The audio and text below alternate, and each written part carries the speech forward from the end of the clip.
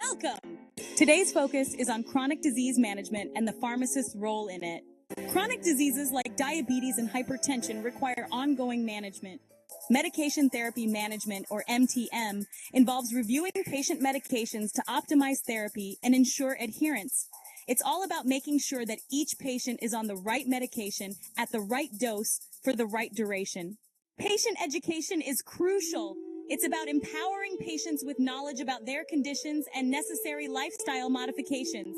When patients understand their health, they can take better control of their treatment and overall well-being. Monitoring is an ongoing process where we regularly assess treatment outcomes and adjust therapy as needed. This ensures that the patient's treatment plan remains effective and responsive to any changes in their condition.